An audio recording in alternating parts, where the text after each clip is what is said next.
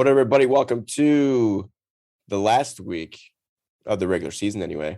The show, this podcast. Dude, listen, I'm already fucking it up because I was at work last night. My mind is just not putting shit together just because, let's just say I had an interesting week. But welcome to the Average Joe's Exit Those podcast. Max and Nick here with you. I'm kind of here, not at my full potential. I'm at my full potential, bro. Check this out. That's good. I got the playoff mustache growing. Could barely even see it. There it is. Here we are. Playoff. I've been told to stay away from playgrounds and anywhere that small children might be because of the stash. So that's good. You got to do it though. You got to do it. I can't grow a beard, so might as well try to grow the dirty stash. It's really weird. I'm not gonna lie to you. I bet, dude. Mine would be not much different. So, it would probably take me. Actually, a stash is probably the one thing I might be able to grow out, but it would still not look good. I don't think. I've never tried.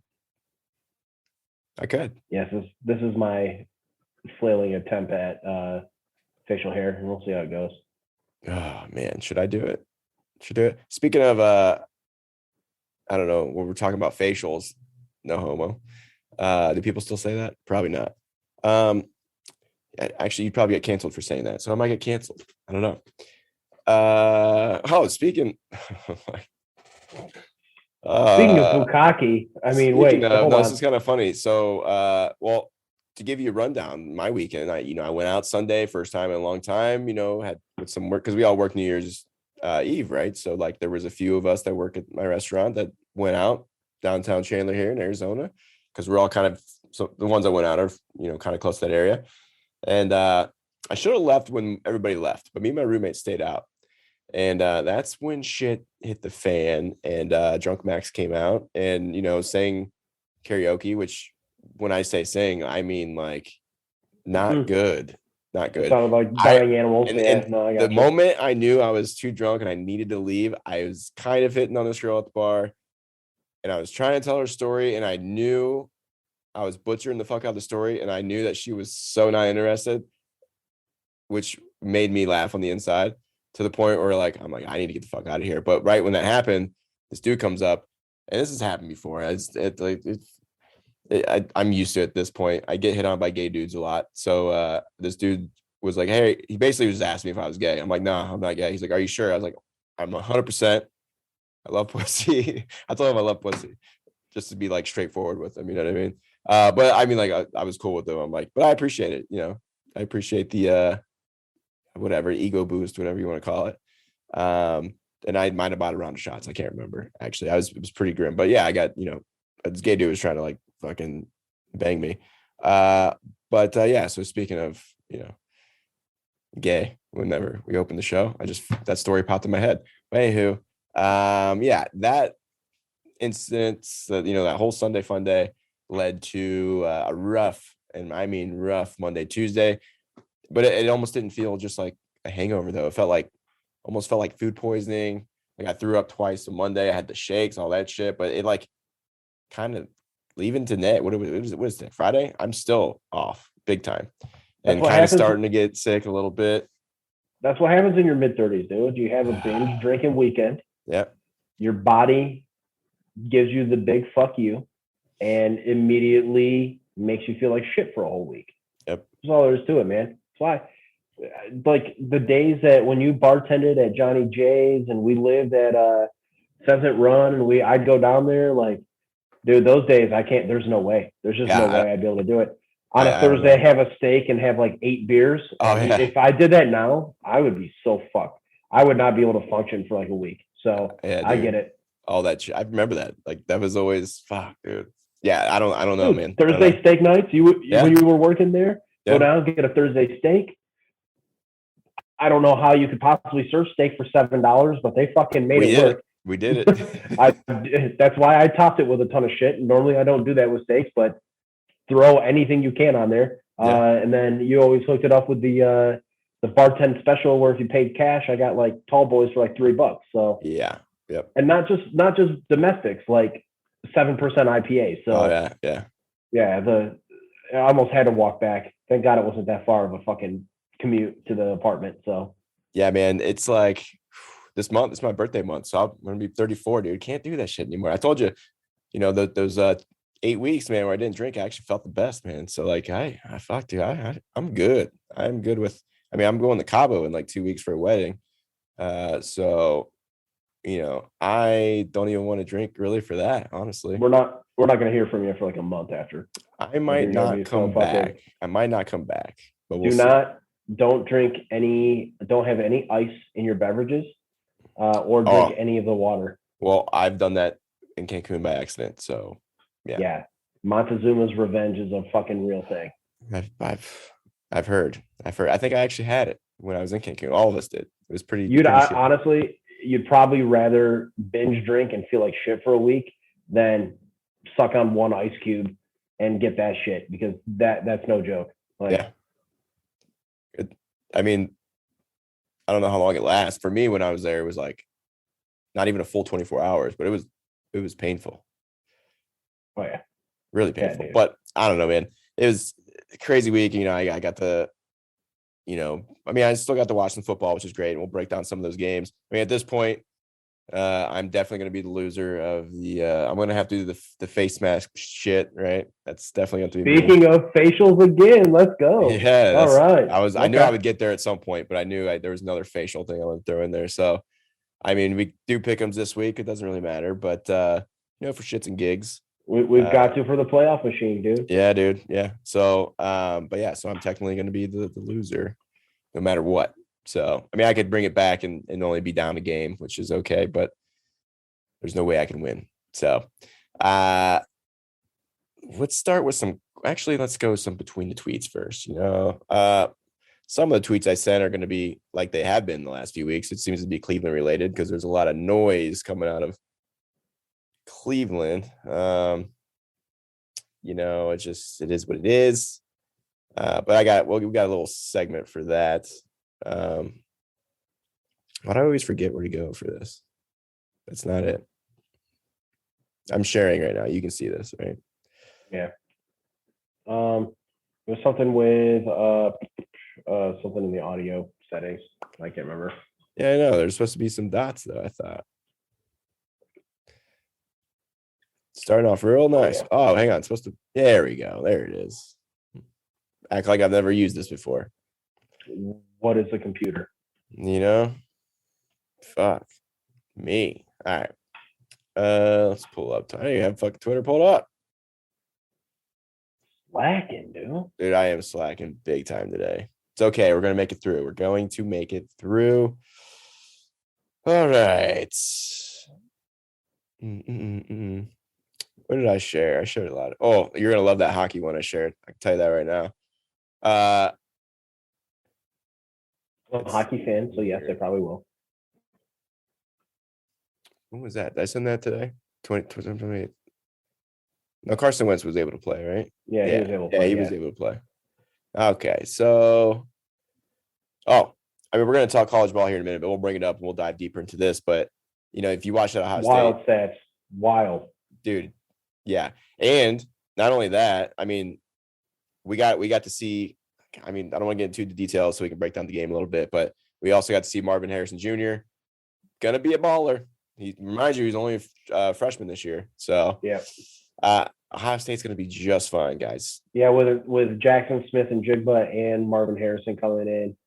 CJ Stroud seems to be finding his stride a little bit. I mean, towards the end of this year. So who else knows who they got in those positions as well? Right. So, dude, that was a wild game. I'm glad we're gonna break that one down because that was probably the most fun one to watch of all the bowl games. But yeah, obviously, I got a lot of Baker Mayfield shit. I think I'm gonna hold off on this until we get to the breakdown of the game and stuff like that. I'll throw in some of this stuff.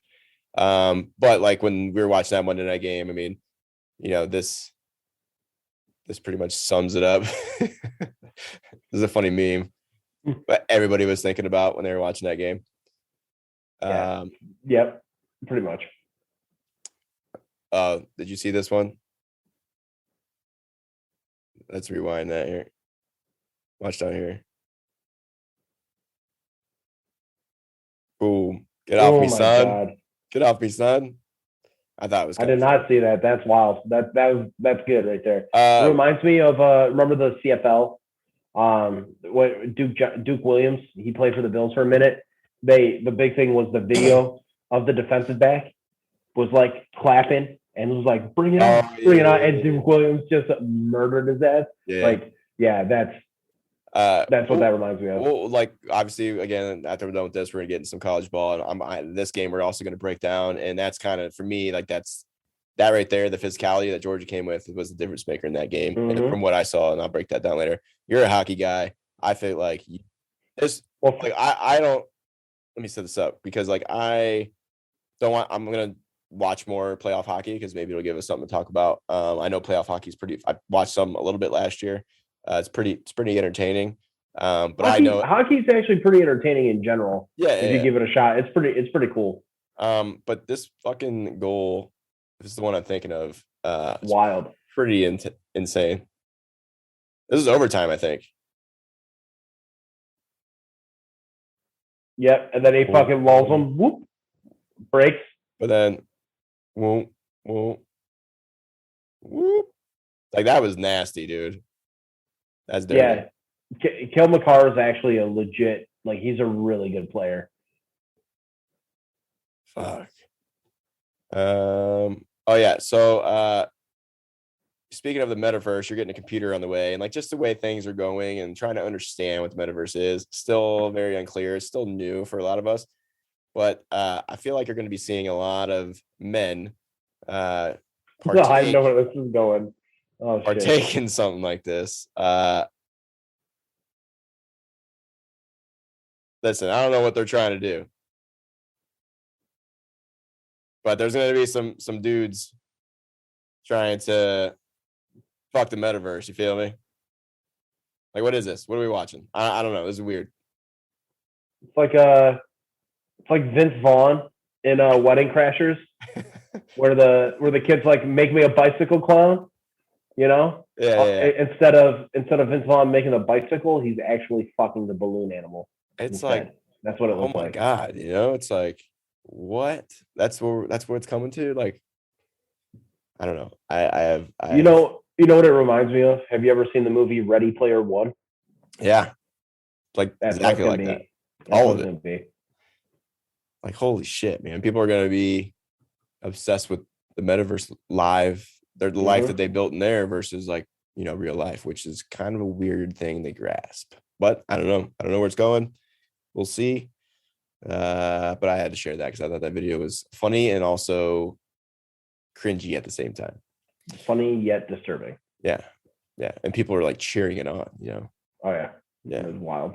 But yeah, it's getting some college talk, man. We had some bunch of bowl games, which for the record, do you remember who you picked in the what was this a segue? Did you say speaking of fucking balloon animals, we're gonna talk about college? Is that okay? Yeah. Okay. Hold on. What was this now? What was your question? The college football thing that we joined. Remember they got you in where you pick all the bowl games? Yeah, I didn't get a chance to look at Do you know who you picked for the Natty? And the points by it. Do you remember? Yeah, I think it was Alabama. Well, you're number one Georgia. right now. You're number one right now. Shit. And depending on the next, I think the other guy has Georgia. So it also it's coming down to that game, but you could potentially win like $130, I think it is, or something like that. Oh shit. Or something. That'll make up for all my fucking disappointing fantasy seasons. So but yeah, dude, you're in first, man. And I hope you fucking win because I think the guy that's in second is the guy that I work with who came in first in my work fantasy league, and his name was Bartenders Suck Ass. And, you know, most of the bartenders are in the league too. So now he gets bragging rights for a year and won't shut the fuck up. So hopefully you can take a little bit of a little humble pie for him. Yeah. Okay. So, but man, yeah, dude, maybe we just start the playoff games first. I don't know if, and then we'll talk, because I don't think the Ohio State Utah game will be like a long talk. You know what I mean? But yeah, so, you know, the first game, what was it? Cincinnati and Alabama. I mean, it kind of went how we all thought it would go. You know, Cincinnati got their chance to compete in the playoff, see what they had. And I think it just kind of showed you, man, like there's definitely different levels of competition. The SEC is still kind of like the top dog. And, Cincinnati couldn't really do much against them. They hung around for a little bit, and then, Alabama just started picking them apart. Actually, they were just fucking running the football. I don't know if you like watched that game fully. Did you watch it? I watched a little bit of it. Just on the first drive alone, I think Bama drove down. They ran 10 straight run plays. You know what I mean? Yep. They just bullied them down the field. Yeah, I did watch. I watched the beginning part of it. We had we had some stuff going on for family events and stuff. But yeah, it looked like. Well, first off, Cincinnati's pass defense is one of the best pass defenses in the nation. They run a really good scheme. From that standpoint, but little light in the defensive front, in the front seven. And Alabama was able to just take full advantage of it and physically punish them, just in that regard. So, it was it definitely changed your pace. Like when you think college football, you think kind of like high flying, be able to throw the ball over the yard, and Alabama really flipped the script on them a bit in that game. So. Well, then that was Cincinnati's going to be headed to the Big 12, right? Yeah, I think so. Yeah. They were bringing up the question about if Fickell, like, what's next for him? Like, he's probably done all he can do in Cincinnati. And I think what I could see happening, like, if, let's just say, like, Ohio State goes and has another kind of, like, downish year, right? Because Ryan Day did inherit a squad, never had to really, like, rebuild or anything, technically. I could see Fickell being, he's an Ohio State guy, no matter what. He played there, he coached there. If shit didn't work out with Day, I could see Ohio State trying to go after Fickell 100% as the head coach again. And I say again because he was the one who filled in for a year whenever Chip Trussell got fired. So I could see that definitely being a potential, like, coaching change. But again, it just depends on Ohio State and what they do over the next couple of years. Obviously, we talked about their receivers and stuff, but again, I don't want to get to Ohio State yet. Finish up with the playoffs. But yeah, man, I think Fickell will at least be in Cincinnati for a while. I think he'll stay there until maybe Ohio State comes knocking to need a coach. Well, he's got him on a good trajectory. They're going to have to replace some pieces this year. Mm-hmm. I think both of their corners at Cincinnati are draft eligible and have declared. Linebacker. I forget his name. Declared. I forget the linebacker's name too. I know who you're talking about though. But these are the staples of that team this year and guys that were highly productive. I mean, they essentially eliminated Alabama's pass game. It completely. And I think they're very pro ready and should, step right in.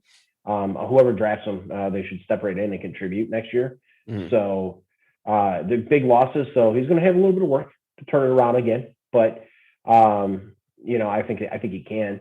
But, dude, Alabama, speaking to this game too, their defense looked legit. They looked really stout defensively. So it's going to be a heavyweight clash, I think, for the Natty.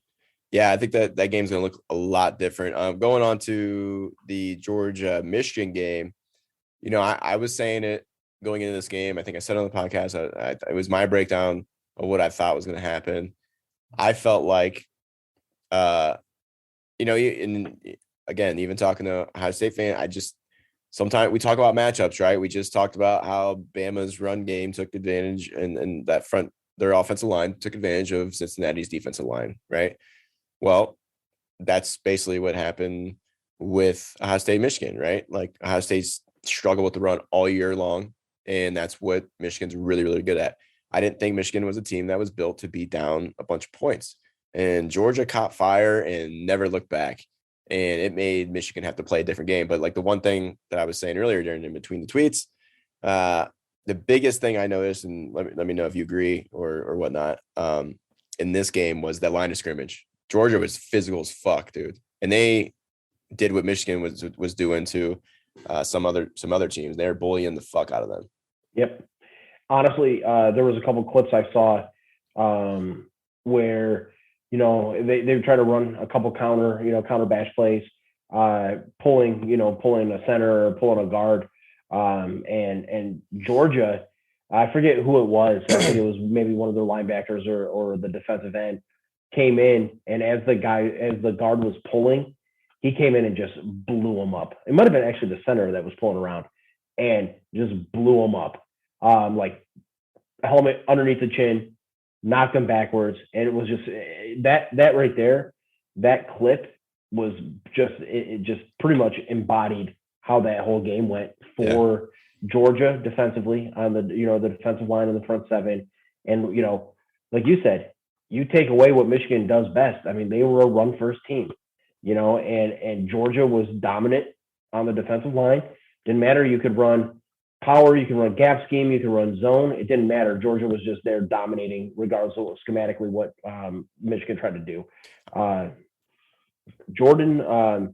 His name Jordan Davis, the defensive tackle for Georgia, the 6'7". Oh, I think I knew 390 pound. Yeah, or Jordan Davis. I think, dude, that guy's a monster. Yeah. I saw a clip of him slice through a zone read and tackle the running back in the backfield. Guys that big should not move that fast. Yeah. Like it was like a fucking gun or a bullet shot out of a gun. Like the guy was just like in the backfield dominating. So, I mean, it was little disparity between SEC, Big Ten, and I think that was kind of across the board in the playoffs this year too. Oh yeah, honestly. For sure. Yeah. I was gonna ask. Well, it's was it Hutchinson, the DN, right? Yes. Yep. He was kind of quiet in this game. I can't remember. I'm trying to think if he had a sack or not, but I don't. No, Georgia did a really good job game planning for him. They dedicated. He got the Nick Bosa, Chase Young treatment on some plays. Yeah. Georgia got the ball out real quick, so it negated what they tried to, what they could do from a pass rush standpoint. Mm. But he got there were times where there were times where he had to go through 2 to 3 guys, to even get close to a quarterback. So they pretty much took notice and said, we're gonna game plan against this guy. Like we're not gonna let him be the difference maker. So okay. Did you finally see that receiver? He's a tight end. I know he's number 19 from Georgia. Remember I was talking about him Yep. I didn't realize he was a tight end. Makes sense because my whole thing was like he looks different for receiver. I was like, he looks a little bigger, but his pads but I'm like, oh well, he's a tight end. That makes sense. Mm-hmm. But he kind of has like a receiver look to him. But he catches fucking everything, dude. Yep, he's good player. Yeah. There's something else I was gonna. Oh, how did you feel about? Because the first thing that popped in my head, and I didn't know if it was like a desperate play or what Michigan was trying to do. But they started doing the 2 quarterback system a little early, right?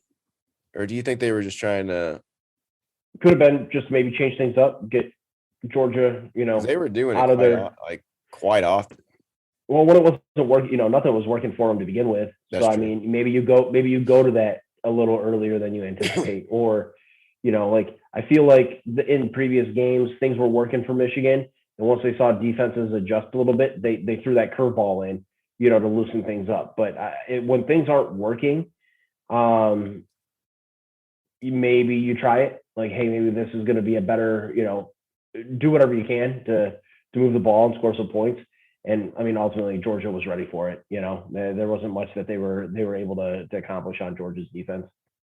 Yeah, but yeah, man, Georgia came out. I think after that Alabama loss, man, I think they kind of got it together. I think it kind of woke something up in them. But looking into the national championship game, it's like because Bama opened up as minus 2.5, dude. They were the underdogs, which is weird. So I don't know what it's at now, but for Bama to go into that game after already beating them and winning the SEC championship, going in as underdogs, that's fucking strange. I think. I don't know. Yeah, that scares me a little bit because I think that's good motivation for them, but. I kind of predicted that this is what we were going to be looking at for the finals, and It's gonna be fun to do a rematch. I think Georgia's gonna be like these guys took the SEC title away from us. Let's one up them and get the natty here. Pretty sure everybody in the country is gonna be rooting for Georgia. I would imagine, for the most part. Yeah. But yeah, so I'm interested to see if beating a team twice is tough. Just to see, how this one goes, man. I really don't know. I think maybe it'll be closer than the last game. But Bama does have fucking weapons, man. They can kind of do everything, and Bryce Young's a baller. I would say he's a better quarterback than what Georgia has. But if Georgia can just maintain that physical play, then I think they'll be in it for sure. So I don't know. We'll see what I decide to bet on this game, because I might just do like in-game bets. I don't know. Too bad you can't bet for this yet. Oh, man, we're close. Speaking, I need to take. New York's actually going to be able to be bet starting Saturday. Oh, they pushed it quick then. Yep. So they got like DraftKings and FanDuel and stuff. We're going to be able to do it in New York, but nothing yet on the Ohio front. Hopefully sometime this year. So speaking of Michigan really quick, and this happens kind of every year, but I think we should dive into it because there a couple things happened recently where, never say never, right? Like there's reports are like, oh, Harbaugh has done all he can do at Michigan. He wants to come back to the NFL, blah, blah, blah, right? So the question becomes like, do we ever think, or, do we think Harbaugh will leave Michigan? You know what I mean? And like, I think it'd be stupid to think that he wouldn't, you know what I mean? Now, would that be to go take another coach? I think he would go back to the NFL if he was going to leave Michigan. I think the NIL deal, like seeing how some of it's already evolving a little bit. So, like we've already talked on the show how Dabo Swinney isn't a fan, because like what I think it's going to do if schools start having boosters really give out money to get recruits and shit. I think it's really going to show how good of a coach you are, because you're still going to, no matter what, even with all this, you're going to have to find a way to put a winning product on the field, right? To get students to keep wanting to come. So I don't know how that would negatively or positively affect Michigan, but after seeing, Kelly leave Notre Dame and go to LSU and seeing Lincoln Riley go to USC, I mean, I think anybody can go take another job. So I think it's fair to question it. I mean, it gets annoying, I guess, probably for Michigan fans if they'd say this every year. But what do you think? Do you think you see Harbaugh jumping back to the NFL at some point, or do you think he's good where he's at and will retire there? Because he's not like, I mean, he's middle-aged man. He's got years left, So honestly, it depends on what his goals are, but if he were to make a jump back to the NFL, I mean, realistically, his stock has never been higher ever since getting to Michigan, right? Yeah. Like he's had the best season he's had at Michigan, won the Big Ten championship, is going to have a couple guys that could be drafted in the top, 5 to 10 players in the NFL draft this upcoming season. So really, if you're looking at him through a lens of, do we want to, if we're an NFL team, do we want to have him as our coach? Well, look what he did this year at Michigan. Like he made a huge turnaround for that program this year. So yeah, his stock's never been higher. And if he's really set on getting back to the NFL to coach, I think now's the time to do it. Like I said, just because of what he accomplished with that Michigan team this year. So and now where he ends up going, I think we're still kind of a ways out here, with off-season stuff, and are the Bears going to need a new coach? We know Jacksonville needs a new coach. Who else is going to be out there as pretty much who's going to be out there that is going to need coaches this year for the NFL. So yeah, I think if a team says, hey, Harbaugh's available, and we were thinking about moving on from our current coach, yeah, Maybe it's Denver. Maybe it's, who knows? It could be a lot of guys. So, or a lot of different teams. So, I think there will be some demand for him as well. Yeah. Well, I don't think it happens obviously this year because college can recruit so early. They'd be missing out on, Michigan would get fucked in that deal if not being able to hire a coach fast enough to do all the recruiting. Because kids would probably leave obviously if Harbaugh left, but yeah, it's interesting conversation to have. You know what I mean? But yeah, I think when we're dealing with coaches, I mean, there's not going to be many Paternos, especially this new era of football. Like we're not probably going to see that, like we used to. So, let's talk more about the Ohio State Utah game. Did you watch it? I watched up through the third quarter, and then we had to go somewhere, and then I caught the last little bit of it. I was working, but I was trying to get it on. I watched a lot of it in the beginning, but then I got busy. But one of the guys I work with always shits on Ohio State, right? And he kept blowing my phone up every time Utah would score. Boom, boom, blow say just always talking shit. But he always has this thing where he'll do individual letters, so it'll just spell a word out. So you have fucking 30 missed text, But I remembered the last time this happened was against Clemson, and Ohio State came back and beat the shit out of them, right? So I'm like, all right, I'm just gonna let him fucking talk, And magically Ohio State ended up coming back and winning that game, which sounds like it instantly becomes a classic game. And I mean, Ohio State was down quite a significant amount of players, right? We had a lot of young guys in there. I don't know. What do you expect for Ohio State's future, though? Obviously, receivers, I think, will be fine. Stroud seems to be, putting it together, coming around. I don't know what to expect.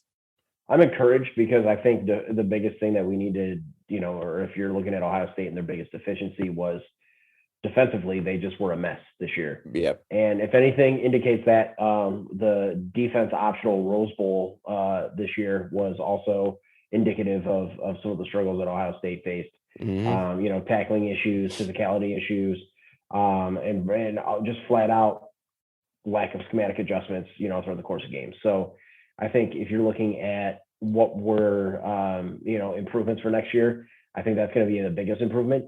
They did bring up, they hired the D coordinator from Oklahoma State, right? Yeah, exactly. So I think defensively, they're going to be able to do some things next year that they weren't quite doing this year. And their D coordinator that they hired is also going to have a better prospect pool to work with.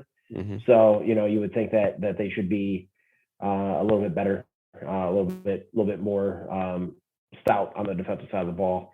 Offensively, I think they're fine. You got Henderson, who's a baller. He was a true freshman this year, right? Oh yeah, yep. I would like to see them run the ball a little bit more next year and be more physical up front, though, in the run game. And pass blocking's whatever, but I think that might have been maybe a little bit of a downside to Ohio State this year was every player that was on their offensive line was they all look like tackles. You know what I mean? So if you can get a little bit more of a mauler in there, a little bit more physicality on the offensive line, I think you would be set. This year they were experienced, so you can't necessarily knock them on that front, but maybe run the ball a little bit more next year. Although I don't know, Jackson Smith and Jigba is coming back. He was only a sophomore anyway. I think he was as the year went on, Olave had a lot of hype. Wilson had a lot of hype, going into the season. But as the season went on, Jackson Smith and Jigba ended up probably being their best receiver over the course of the season. So I think they'll be fine. We saw some flashes with Marvin Harrison that came in. Father like son, dude. Who knows what else they bring in from a recruit standpoint. So offensively, I think they'll be fine. I'm really curious to see how much their defense can improve this year. Yeah. Or this upcoming year. Yeah, I think that's the biggest necessity they have. Yeah. If they can tighten up that defense, even just even like by 50%. Yeah.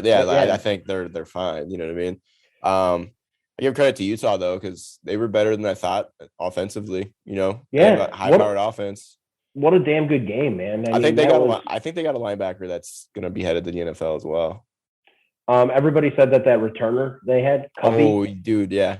They're like, that's a future Patriot all day. I could see it. He's fast as fuck, dude. They had that legit squad, man. Like tough, just a tough squad, you know? Yeah, Patriots will draft him in like the fucking 7th round or some shit. But yeah, no. So what do you think? Because I know a lot of people were, I don't know if you saw it, just because it was kind of, they were talking about it because of the Rose Bowl, you know, like Herb Street, I forget who else was there. Was it Desmond Howard? I can't remember, but they were kind of basically shitting on players for not loving football and how they shouldn't sit out basically the bowl games. But like, I mean, I don't know. I find it strange to criticize some of the players who potentially can go play in the NFL when your whole NFL career is predicated on, you know, at some point you're going to be injured, right? But like, you want to be healthy, and it's a dangerous game. So, I don't know. I don't really like criticize them as much for not playing like some of these other older heads are doing. Yeah, I'm not with it either. Well, bowl games just simply aren't as important as they once were, and that's why I think you expand the playoff, because then, regardless of Cincinnati or any of these other little schools, you could easily just be like, they're not going to have a chance. It's like, well, let's play probably not, but let's play the game, because then you settle it on the field, right?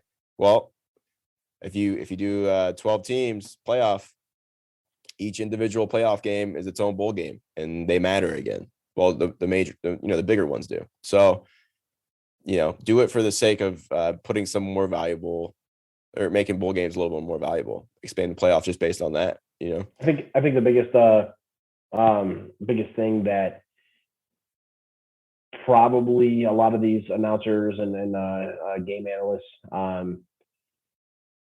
were mad about was the fact that, if you think about ESPN had how many of these games were contracted under their network to be broadcasted, and you're taking some of the best talent out of the game. So like, you're worried about quality of play, you're worrying about a lot of different things. So, honestly, for me, I think they were just more directive, like, hey, we're upset because, we're trying to break down these games and they're not going to be quite as entertaining, and ratings might be a little bit lower than we want, blah, blah, blah.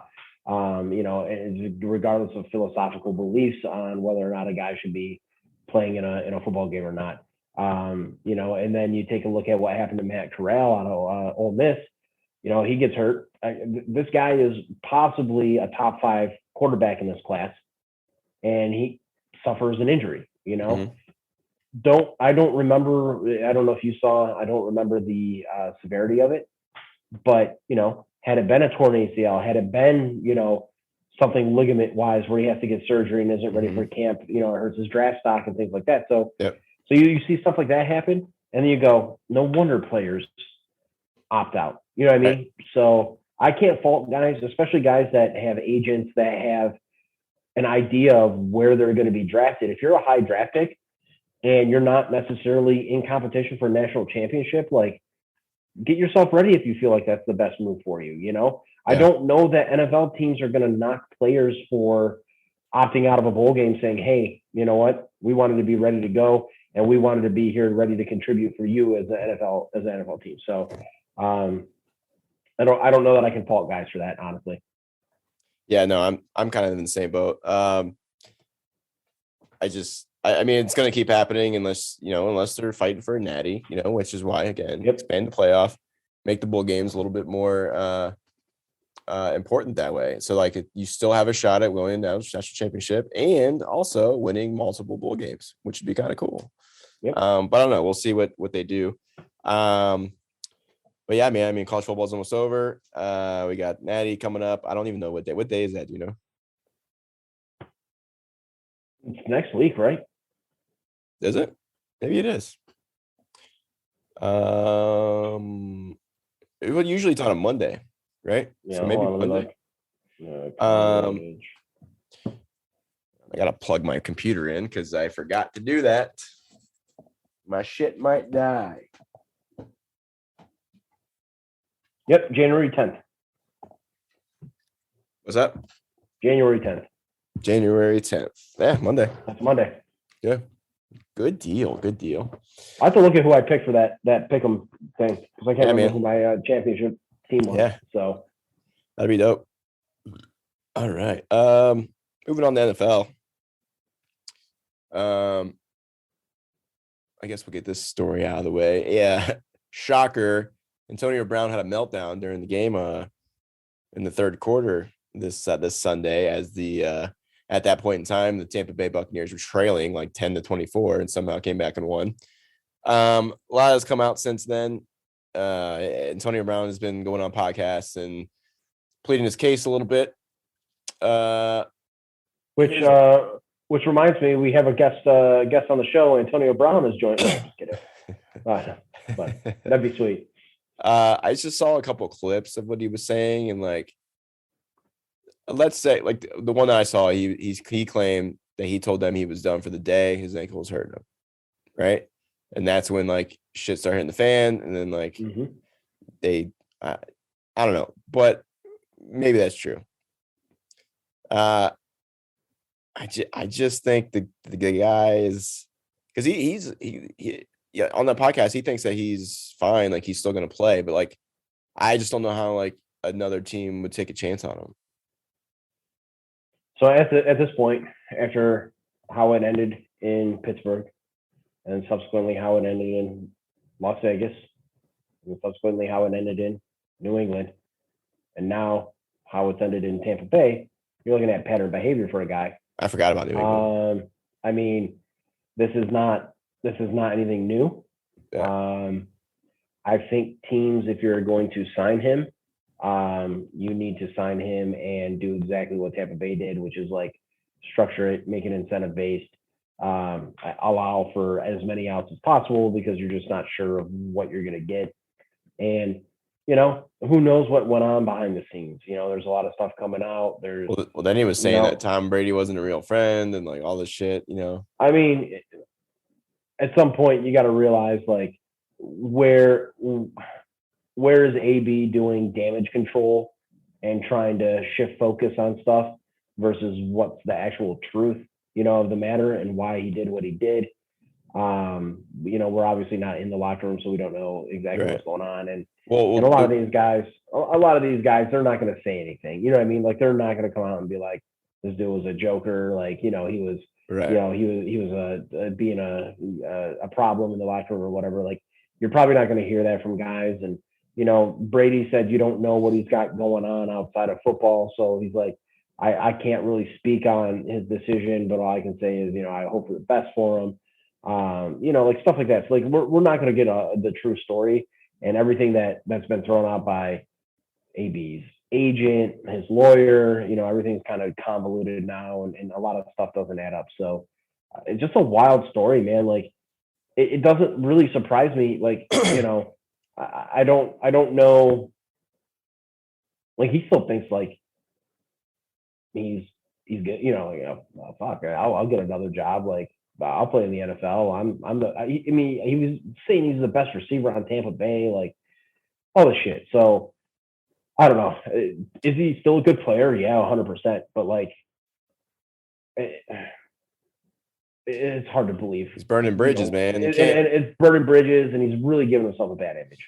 Yeah, you can't. That's one thing, and just in life in general, man. You burn bridges, it's gonna come back to bite you in the ass. So, I mean, for the football player, Antonio Brown is still a monster, right? But he just comes with a lot of baggage, and I don't think a lot of teams are going to want to deal with that. But I mean, even when that was happening, I was just like, is anybody really shocked? Nobody's shocked.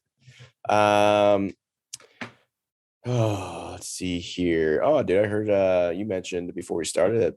Looks like Buffalo might be getting a new stadium after all. Eh? Yeah, so it seems to be things are progressing. There's nothing official. The governor had said that talks are progressing pretty well. The county said that talks are progressing pretty well. And Pagula, the Pagula's representation also said that things are progressing. They gave like an arbitrary deadline of like the first of the year for, let's get something in place, but that wasn't met. So like, it's not really concerning that deadline wasn't met. It's just it was just, arbitrary there, but seems to be things are progressing pretty well. It is, despite a lot of clamoring as of late for the Bills wanting to build a dome, or for the fans, wanting to have a dome. Seems it's going to be open air. Hopefully, oh God, I got the fucking hiccups or something now. Hopefully, they take a page out of Seattle's design and make that shit loud. You know what I mean? Like have sound reverb. It's going to be a smaller stadium. They're decreasing seat capacity from the current stadium. So you're going to need every advantage you can get for Bills Mafia to just fucking go bananas in what's there. What's the number? How big is it going to be? I think it's going to be like 62 or something like that. 60 to 62. As of right now, I think they got like 70 or 75 is what their capacity, 78 maybe. Yeah. So it's going to be substantially less, but that keeps the price down for the community, taxpayer dollars, and what the state's got to finance there too. So all in all, it's gonna. I think they're approximating the value of the stadium to be around a $1.4 billion stadium. But it seems to be that it's progressing good, and that the Bills will in fact be staying in Orchard Park, and not moving to Austin like everybody wanted instead. So yeah, well, that's some good news there, especially as Buffalo makes another playoff run here. So that's dope. We might as well get into this all the Browns bullshit, because it seems to be there's always Browns bullshit. So the Monday night game obviously was a snooze fest. And it's kind of the story of the Browns' whole season, right? Like even right now, I'll sit here and say, I'm not even just being like a bitter Browns fan. I mean, you tell me, since you're a Buffalo fan, you're seeing it with clear eyes on either side. I still think roster wise, I think the Browns are more talented than the Steelers right now, as collectively. Like, I don't think the Steelers are a better team right now. Like, even though they beat the Browns twice this year, I just think the talent on the Browns right now, it was not put in maybe the best positions to win, which is so weird, because Stefanski was literally the coach of the year last year. And that's why I'm gonna, I was kind of critical of Baker over the season, and like, and I know I don't want to take anything away from him. I understand he's a tough dude, like playing with those injuries, but like, I got to put it on the coach to because I mean, I already made this argument on one of the episodes. Obviously Baker's going to tough it out, right? The coach has got to be the one to step in and save him from himself, right? So the coach never did that, and like, it almost makes you think, like, because now all this stuff's coming out about it's kind of conspiracy based, but like there's like something going on the inside, and like Baker and the coach are not on the same page. And then you look on the field and you're like, well, it is kind of weird that Stefanski was having Baker fucking throw 38 times against the Steelers when the dude's banged up. So like, and if you're watching the Manning cast like I was, you had Peyton Manning like literally being like, can I get a sideline report? Like, is Chubb injured? Like, why is he not on the field right now? Like, nonstop. You know what I mean? And it was actually kind of funny. I was laughing. So I'm like, Peyton's literally saying everything that every Browns fan is saying right now. But there's just like some weird questionable play calling all year long. Even Eli was like, why is Baker rolling out to his left if his left shoulder is what's messed up? It's not good. So lots of things, I think we got to put it on the coach, man. At the end of the day, the head coach is the head coach, and he's responsible for getting the players ready to play. And he, to this point, wants to call plays, doesn't want to give up duties. And I definitely think that's the one thing that might need to shift next year is they need to give up play calling duties. But then, Andrew Berry, GM, and then Stefanski, Baker at the end of the day is also not their guy too. So it makes you like, would a coach sabotage a player just to prove a point so they could get a new guy in there? Like, I mean, I'd hope not. Especially when you were still technically close to playoffs, you know what I mean? They let themselves get to a point where like there was too many factors outside of their control. Whereas, 3 games, week 1 against the Chiefs, you could say the Chargers and even the Steelers first game, even a couple others, like the season could look completely different. They'd be in playoffs, you know, if it wasn't for a couple plays here and there in those games, right? But yeah, the biggest question now is like, is Baker going to stay in Cleveland? And I don't know, man. I think anything's possible after we saw Jared Goff go to a Super Bowl and 2 years later he got traded. So I don't think anybody's safe unless you're super elite. Yeah, I mean, you know, a lot of focus is on Baker, and you know, I don't know that it was fair to keep rolling them out week in and week out. At some point, you got to start questioning: is playing Baker Mayfield in the state that he's in from an injury standpoint the best way to or give us the best opportunity to win football games? You know what I mean? Is this giving us, you know, are we putting ourselves in the best position here? And there were multiple times this year when you can clearly see that Baker was struggling. Now, some people will say, who gives a shit about the injuries? He should still be able to play, and he just sucks. And other people will realize, you know, the labrum injury is a pretty significant injury, especially when it comes to accurately throwing a football, despite it being on a non-throwing shoulder. You know, I think with that being said, you know, I think it's fair to question what Stefanski was trying to do offensively in these games, knowing the limitations that Baker had with his injury. So, you know, what was the reason for rolling him out to not only slow down his recovery, knowing he's probably going to need surgery, right? And he is getting surgery now. Yeah. You know, I just, it kind of blows me away, the whole dynamic there. And you got to think maybe there was an underlying reason, you know, like, think about it. Baker is eligible to have a contract. Like, he's going to probably get a 5th-year option. I'd imagine he gets a 5th-year option, assuming he doesn't request a trade. And I've said it multiple times. I thought this year was a big evaluation year for Baker. And, you know, Stefanski's in here. Let's get a really good evaluation of what we got at the quarterback position. Is this a guy we want to roll with, you know, going forward? Is this a guy that, hey, you know what, he's not quite a fit for the scheme or what we want to do? Maybe we figure out a way to trade him, or, you know, pick up assets for him along the way. And I just, this season is going to be what that front office points to when it comes to contract negotiations. And I just don't know how that's fair to, you know, fair to Baker or fair to the organization. Like, I don't think you guys got to, going into next season, you don't have as good of an idea of what your future holds as far as the organization is concerned. You know what I mean? Like, you don't know, is Baker going to be the guy? I can't sit here and tell you I know for certain. I'd like to think so, but we didn't really get to see a full season of him, you know, in a capacity that really is going to give us a good idea. So yeah, it makes it tough. And I just, some of the decision making along that front, like, why not just say, dude, you're definitely going to need surgery, especially after some of the hits he took while he was hurt. Like, oh, he took a fucking load. Yeah, he took a beating. Case Keenum even said it's a miracle on some the weeks that he played. It was a miracle to even get him out on the field. You know what I mean? With some of the stuff he had to do. So, like, I think I get it. Baker's a competitive guy. He's not going to say, I'm not going out there to help my team. Right. You know, you got to step in as a general manager and as a head coach and say, dude, like, you're hurt and you're really, you know, with the state that you're in, you're not giving us the best chance to win. Yeah. And that wasn't done. So, you know, kind of makes you question some of the decisions that happen. But I mean, ultimately, you know, we'll see if Baker does end up requesting a trade, or, you know, if the Browns really are set on moving on from him, you know, going into next year. But, you know, we'll find out here probably in the next few weeks.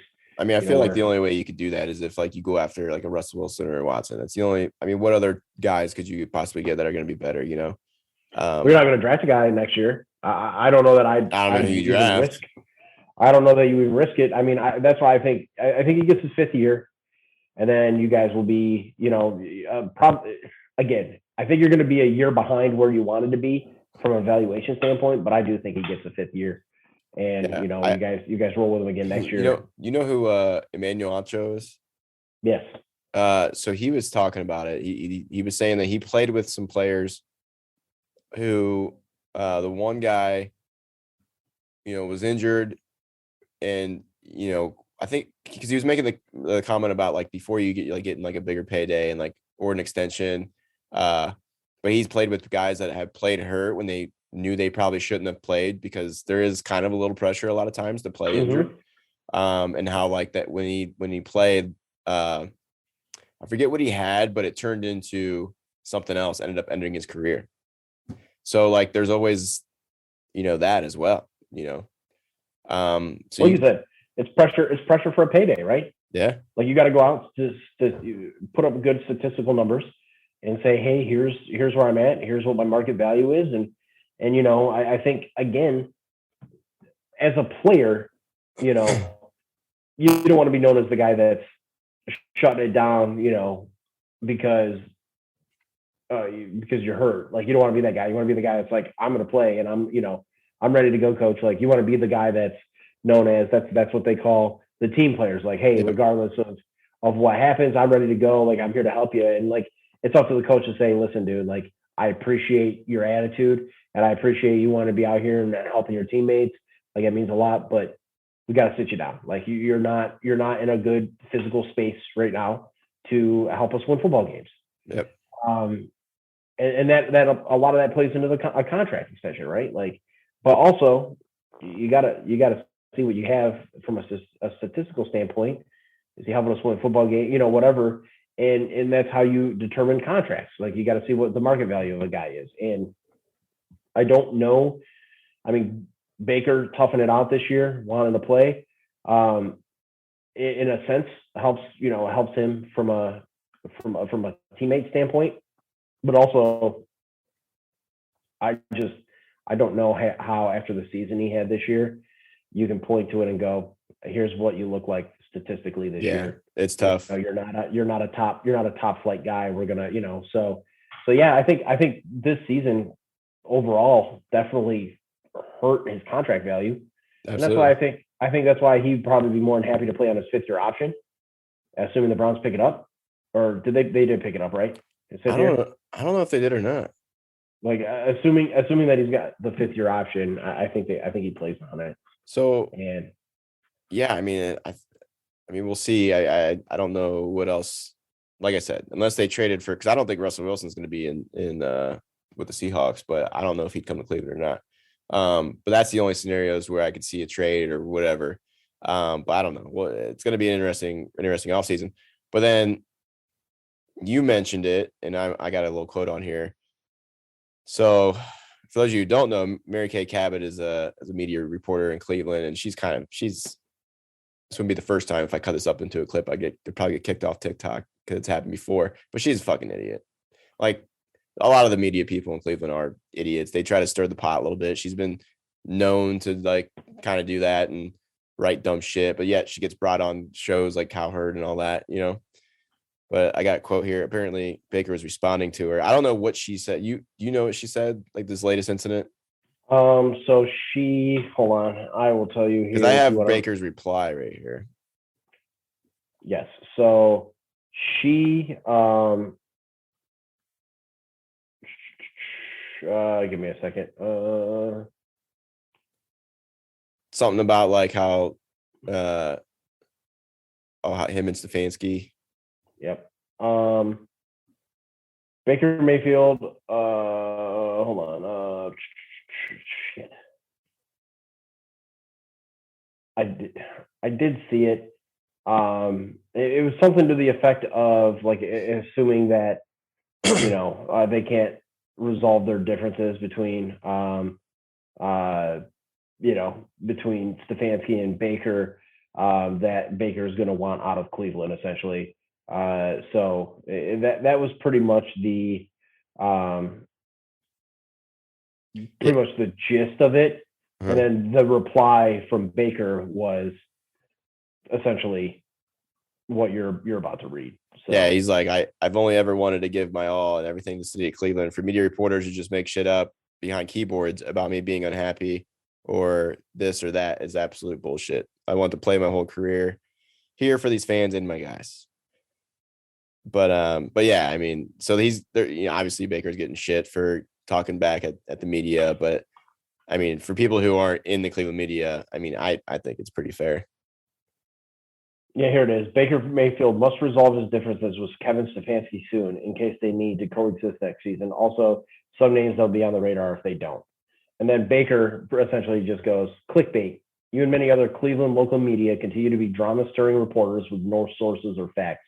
Don't put words in my mouth so you can put food on your table. I'm not your puppet.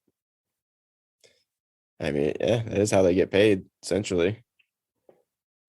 But yeah, so there's some beef going on there. We'll keep you updated on that.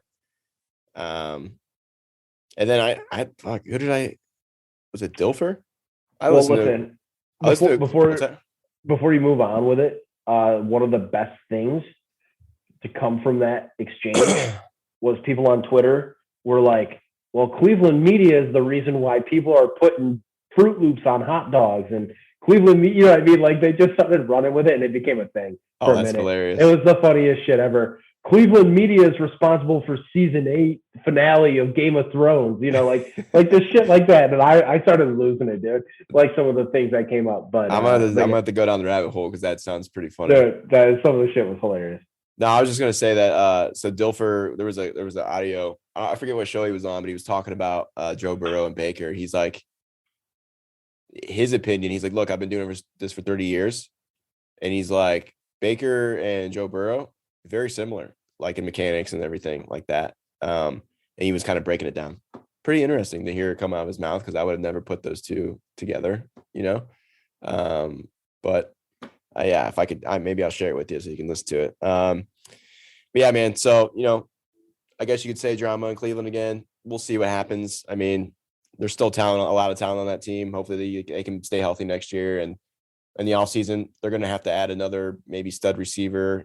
Peoples-Jones hasn't quite necessarily been the guy who, you know, that I thought he was going to turn that corner this year. But we got a couple, you know, where the Browns are going to be picking. I don't really know yet. Probably, what is that, like in the teens, maybe mid-teens? I could probably see maybe, you know, a Garrett Wilson, Chris Olave-esque type receiver maybe being taken. Other than that, I mean, I don't know. I don't know what else you're going to add. I mean, everything else is pretty, you know, I would think you'd add a sexy pick. You'd like that. So I don't know. We'll see what happens. Because believe it or not, this is the last week of the season and draft talks right around the corner. So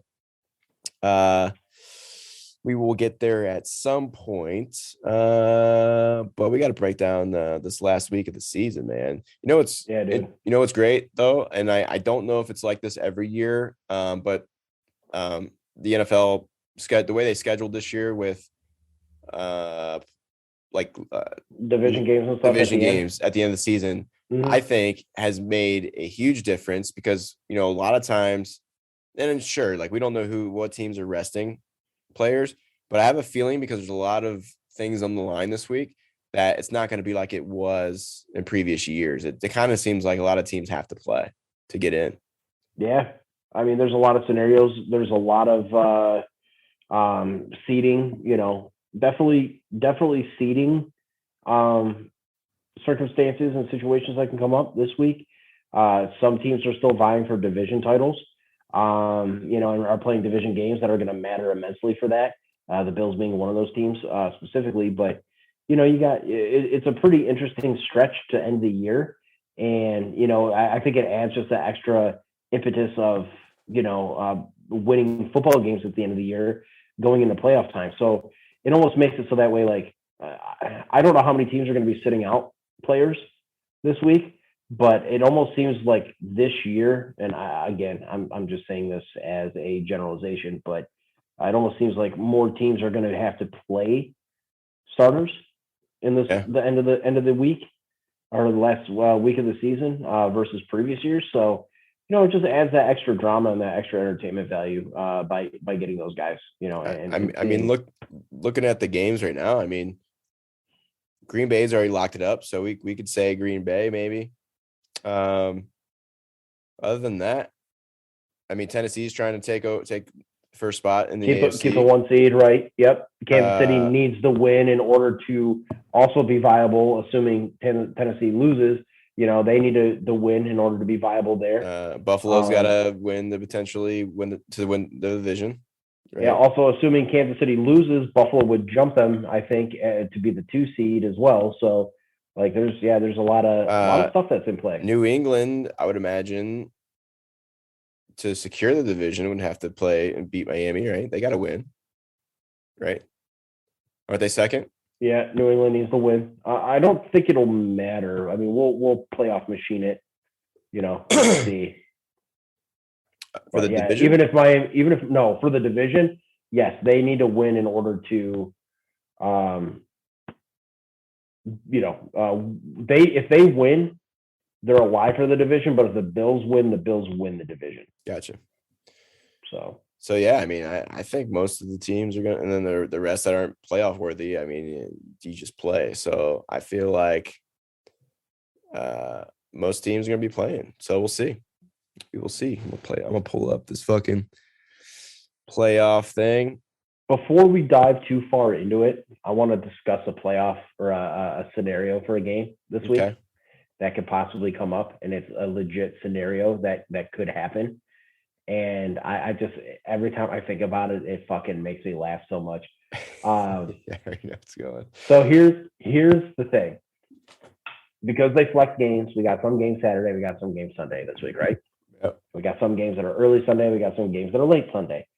The Colts play in Jacksonville, and I think it's one of the earlier games this week.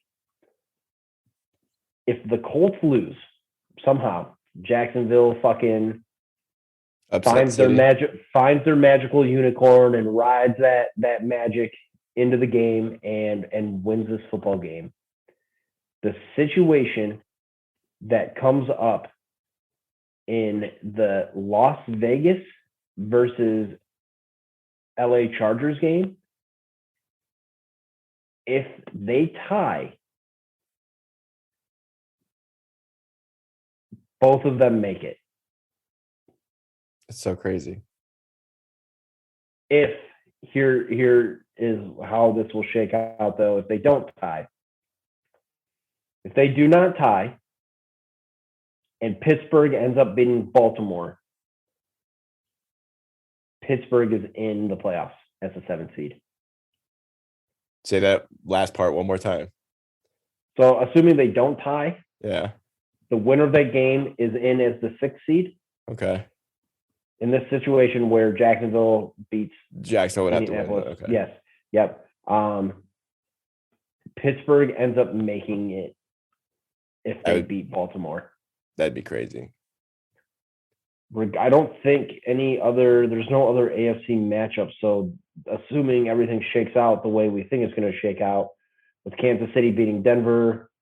Dude, the Colts, all I know is the Colts better not lose Jacksonville, because I actually have put money on the Colts drunkenly to go to the Super Bowl and win. I don't know about win. I got to look at my bets. I played Super Bowl bets last week, and I was trying to pick the best, like, kind of odds that were a little bit, trying to just pick the one that nobody thinks. And, I've been high on the Colts the whole season, even though they keep doing like dumb shit that kind of irritates me a little bit. But, they win this game. They're 10-7.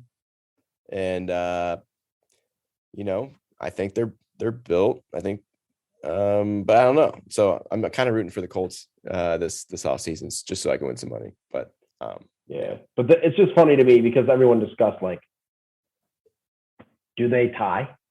Do they spend 60 minutes kneeling the football down and punting the ball away? Yeah. Like, do they tie? Brandon Staley both didn't just agreed, like, just don't play the game. Just be like, hey, we tie. Right. Yeah, like, we're gonna kick off. We're gonna, kneel the ball, and then at the 20-yard line, we're gonna knee. We're gonna punt. We're gonna knee. We're gonna punt. Or they're just gonna run the ball the whole time, not pass one time.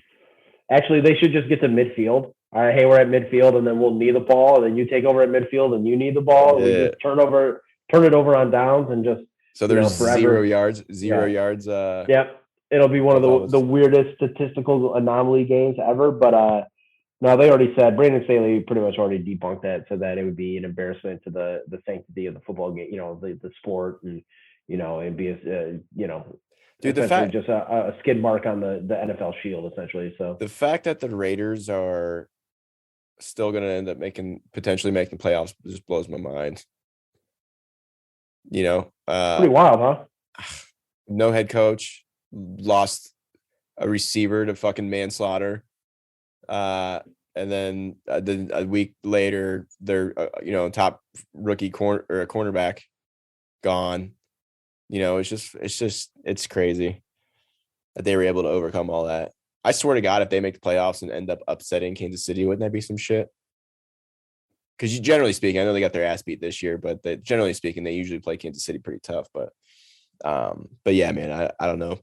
But I don't know. Let's do some pick'ems and see what the playoff machine spits out at us. Because we had Cardinals decided to step their game up, finally beat.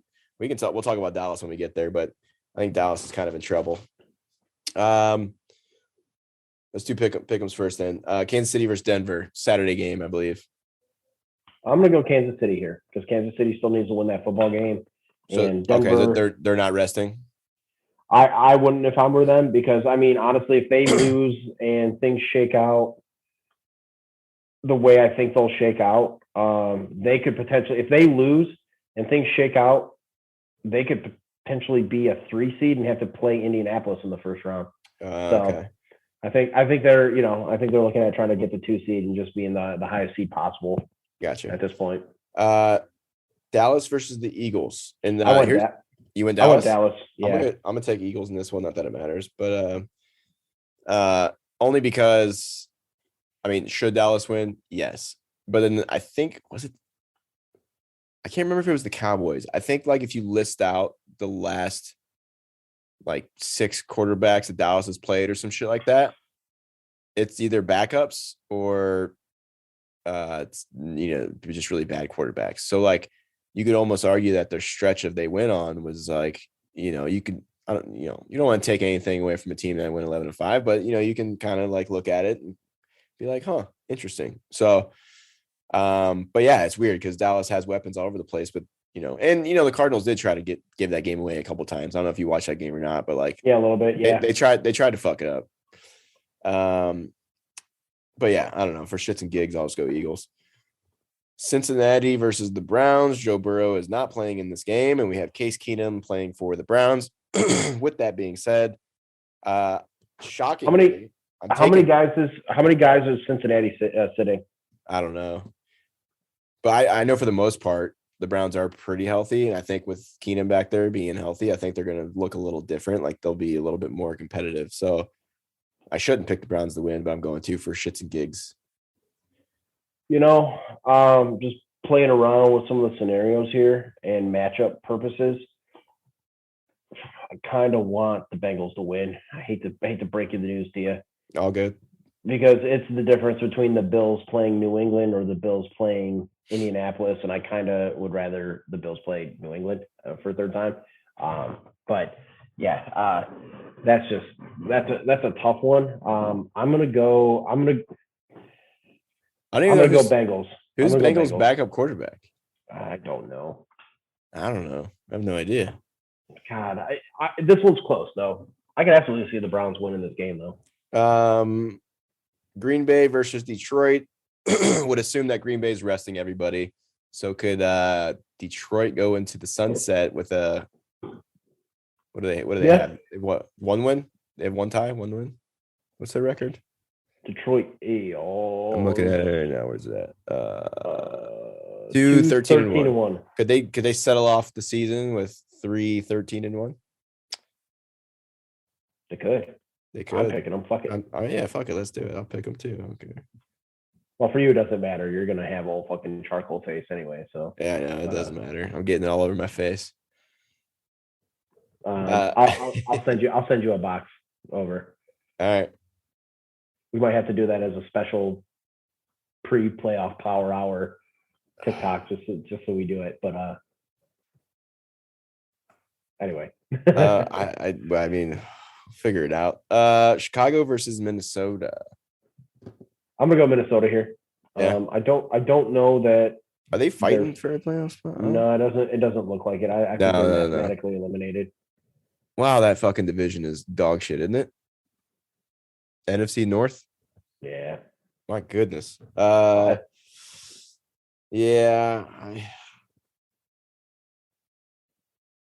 Dalton's getting the start. Is Cousins playing?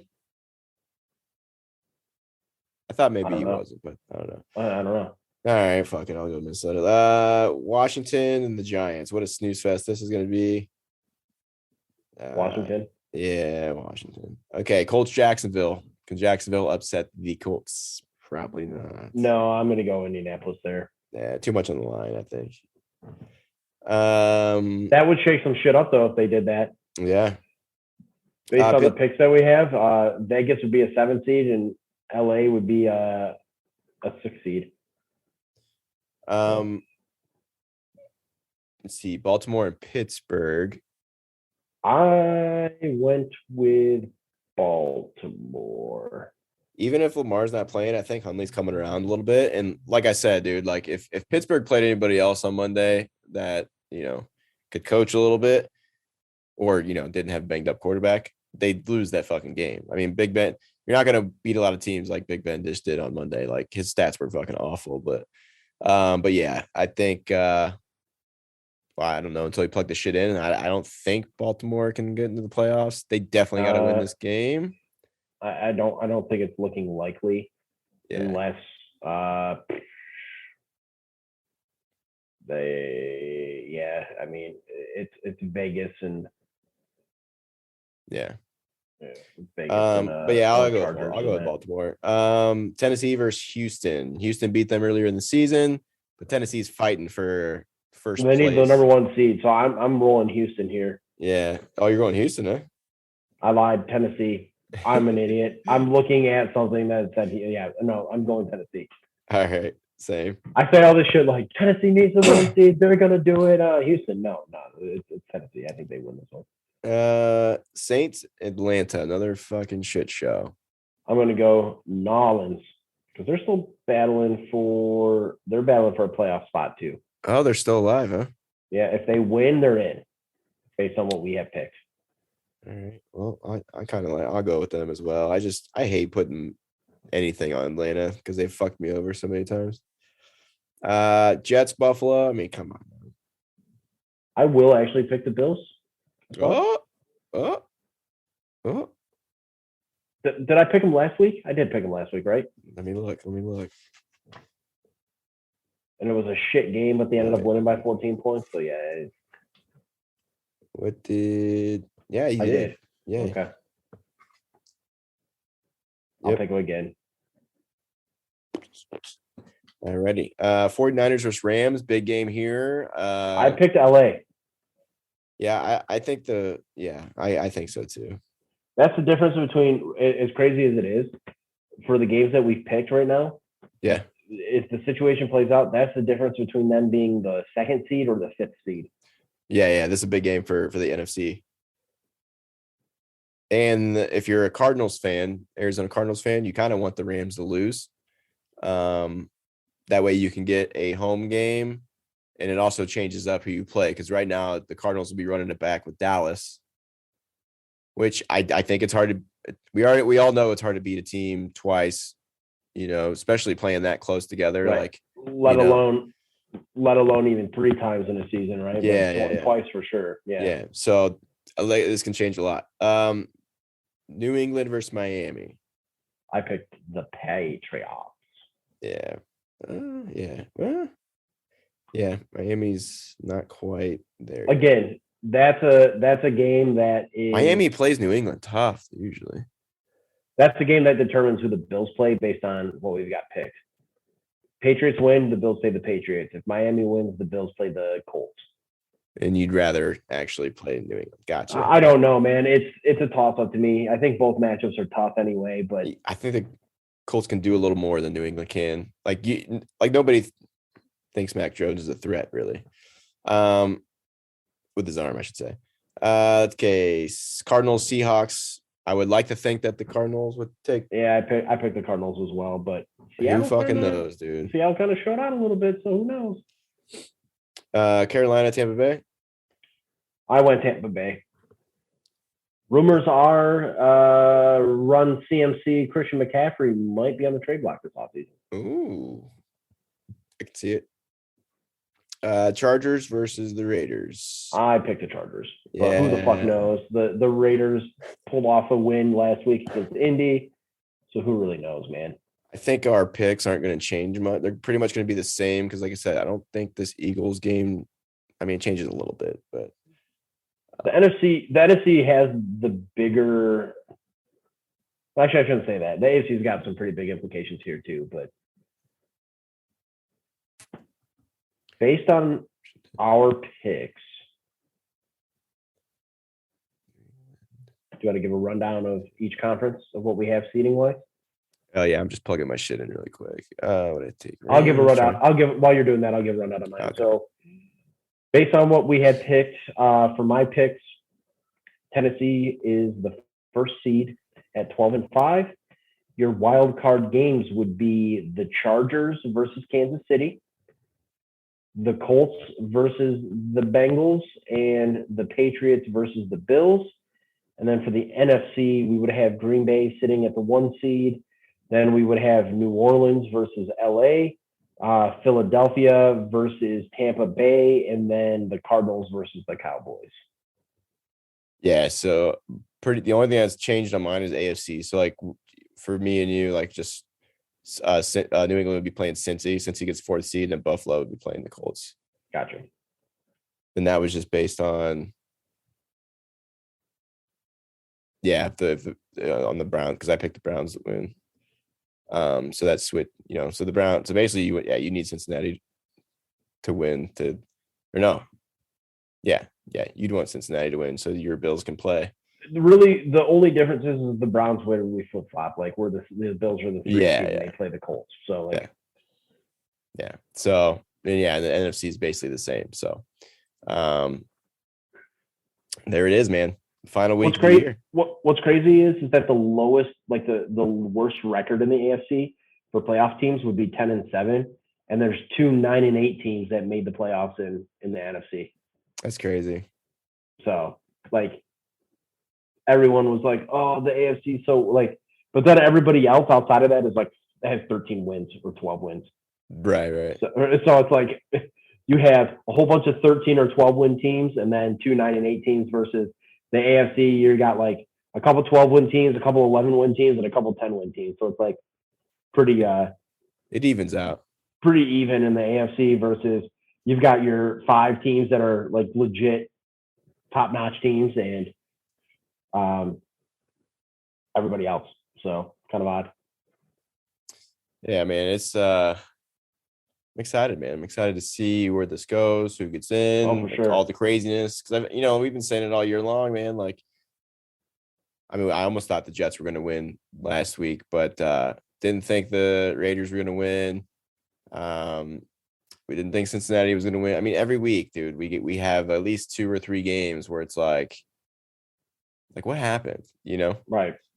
So I expect that to kind of still go down even this week too. So I do I have this weird feeling that there's going to be a playoff team that we're kind of not expecting to make some noise. I don't know who that is yet, but we're going to find out. Philadelphia.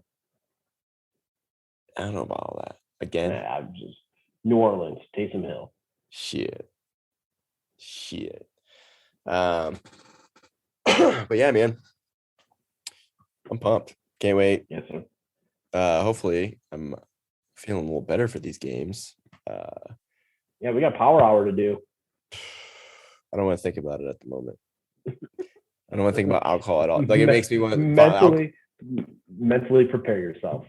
Alcohol makes me want to just the thought right now. And I know I bartend, but like makes me just I want to throw up just thinking about it, dude. It's terrible. But yeah, man. If you want to follow us, you can do that, at the TikTok, AJXO pod, same name for Twitter as well. Individually, I haven't been tweeting much really, but at Justin_Maxim is my personal account. Y'all can follow me at BillsFan53, and it's B1LLSFan53. Give us a follow. Yeah, man. Hopefully you can start putting some content out there, because I've been fucking it's been a rough month, I feel like. Got a new PC coming in, so maybe I'll be able to pump out some shit. Oh yeah. Hells yeah. Well, until then, we will definitely talk at you next week. And then, because like I said, I am going to Cabo on the 19th. So we'll see. Maybe I don't know if we might have to do an episode a day before that, because that's a Wednesday. Okay. So maybe like on a Tuesday. I don't know. We'll see. But we'll try and get some shit. Post all the TikToks of like the body shots and shit that you're doing. So we'll see how crazy fun it is. and all the fun you're I mean, having Tony's gonna be there. You know Tony. So Tony will get you into some trouble. That's without a doubt. Probably. We'll see what happens. Without a doubt. We'll see what happens. But until then, we will talk at you guys next week, and y'all be sweet.